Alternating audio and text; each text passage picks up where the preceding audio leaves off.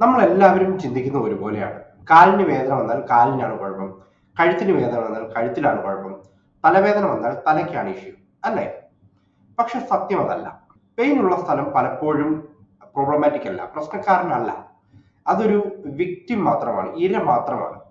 യഥാർത്ഥ കാരണം ഒളിഞ്ഞിരിക്കുന്നത് മറ്റൊരിടത്തായിരിക്കും. ഇത് മനസ്സിലാക്കാതെ നമ്മൾ എത്ര സ്പ്രേ അടിച്ചാലും ടാബ്ലറ്റ് കഴിച്ചാലും ഓയിൽമെന്റ് പുരട്ടിയാലും ആശ്വാസം എന്നത് താൽക്കാലികം മാത്രമായിരിക്കും. കുറച്ച് കഴിയുമ്പോൾ ആ വേദന വീണ്ടും ഒരു ഗസ്റ്റിനെ പോലെ റിപ്പീറ്റഡ് ആയി പിന്നെയും പിന്നെയും വന്നുകൊണ്ടിരിക്കും. ഇന്ന് നമ്മൾ സംസാരിക്കുന്നത് ഈ ശരീരം തരുന്ന ആ ഒരു സീക്രട്ട് ആയിട്ടുള്ള സിഗ്നലുകളെ കുറിച്ചിട്ടാണ്. ഞാനൊരു സിമ്പിൾ ആയിട്ടുള്ള ഒരു ഉദാഹരണം പറയാം. നമ്മുടെ അടുക്കളയിൽ പുക വരുന്നു എന്ന് വിചാരിക്കുക. നിങ്ങൾ ആ പുക കുറച്ച് ഫാൻ മാത്രം അടിച്ച് പുറത്തേക്ക് കളഞ്ഞാൽ മതിയോ? പോരാ. കാരണം പുക വരുന്നത് ഒന്നുകിൽ സ്റ്റൗവിലെ ലീക്കേജ് കൊണ്ടോ, അല്ലെങ്കിൽ അടുപ്പില്, അല്ലെങ്കിൽ വയറിൽ ഏതെങ്കിലും ഷോർട്ട് സർക്യൂട്ട് കൊണ്ടോ ആവാം. അതിന്റെ മെയിൻ സ്വിച്ച്, ആ വീട്ടിലെ മെയിൻ സ്വിച്ച് ഓഫ് ആക്കാതെ പുക മാറ്റാൻ നോക്കുന്നത് നമുക്ക് വെറുതെ ടൈം വേസ്റ്റ് ആയിരിക്കും. ശരിയല്ലേ? നമ്മുടെ ബോഡിയും ഇതുപോലെ തന്നെയാണ്. ശരീരം വളരെ ഇന്റലിജന്റ് ആണ്. നിങ്ങളെ ശിക്ഷിക്കാനല്ല ശരീരം ആ വേദന തരുന്നത്, മറിച്ച് അവിടെ എന്തോ ഒരു പ്രോബ്ലം ഉണ്ട്, കുഴപ്പമുണ്ട് എന്ന് നമ്മളെ ഒരു സിഗ്നൽ തരുവാണ്, ഒരു അവയർനെസ് നമുക്ക് തരികയാണ്. നമുക്ക് ചുറ്റുമുള്ള പല കാര്യങ്ങളൊന്ന് ശ്രദ്ധിക്കാം. മുട്ടുവേദന ഉള്ള ഒരു 10 പേരെ എടുക്കാം. അതിൽ പകുതി പേർക്കും പ്രശ്നം മുട്ടിനായിരിക്കില്ല.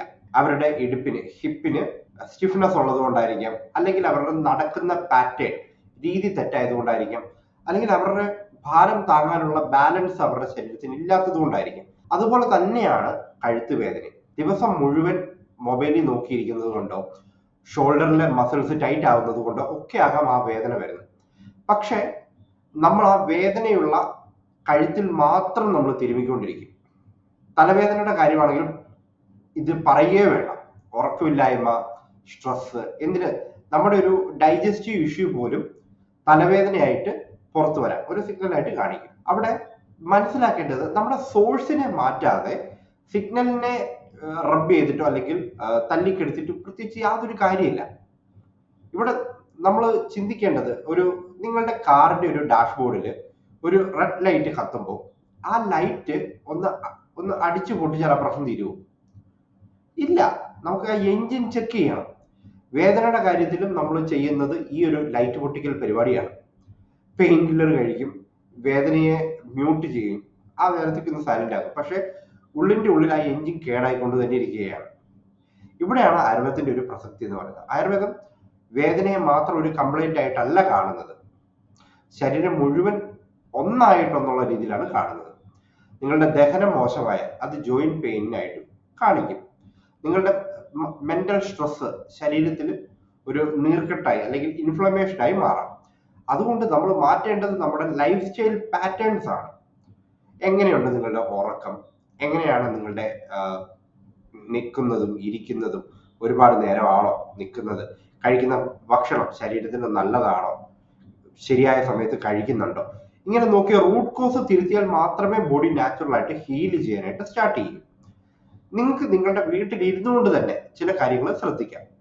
അതായത് ഈ വേദന എന്നും ഒരേ സമയത്താണോ വരുന്നതെന്ന് നിങ്ങൾക്ക് നോക്കാം. രാവിലെ എഴുന്നേൽക്കുമ്പോൾ ബോഡി സ്റ്റിഫ് ആയിട്ടുണ്ടോ എന്നുള്ളത് നമുക്ക് നോക്കാം. സ്ട്രെസ് കൂടുമ്പോൾ വേദന ട്രിഗർ ചെയ്യുന്നുണ്ടോ, കൂടുന്നുണ്ടോ നോക്കാം. ഉറക്കം ശരിയല്ലെങ്കിൽ വേദന ഈ ഒരു റിപ്പീറ്റ് ചെയ്യുന്നുണ്ടോ, ഇതെല്ലാം നമുക്ക് ശ്രദ്ധിക്കാവുന്നതാണ്. ഇതൊക്കെ ശരീരം നമ്മൾക്ക് തരുന്ന ക്ലൂസ് ആണ്. ഇത് ശ്രദ്ധിച്ച് തുടങ്ങുക എന്നുള്ളതാണ് നമ്മൾ ചെയ്യേണ്ടത്. അപ്പോൾ എപ്പോഴും ഒരു കാര്യം ഓർക്കുക, വേദന എന്ന് പറയുന്നത്, പെയിൻ എന്ന് പറയുന്നത് നിങ്ങളുടെ ഒരു ശത്രുവല്ല. അത് ശരീരം നിങ്ങളോട് സംസാരിക്കുന്ന ഒരു ലാംഗ്വേജ് ആണ്, ഭാഷയാണ്. അതിനെ മ്യൂട്ട് ചെയ്യാതെ, നിശബ്ദമാക്കാൻ നോക്കാതെ അതെന്താണ് പറയുന്നതെന്ന് മനസ്സിലാക്കാൻ ഒന്ന് ശ്രമിച്ചു നോക്കുക. അവിടെയാണ് ശരിക്കും നിങ്ങളുടെ യഥാർത്ഥ ആരോഗ്യം തുടങ്ങുന്നത്.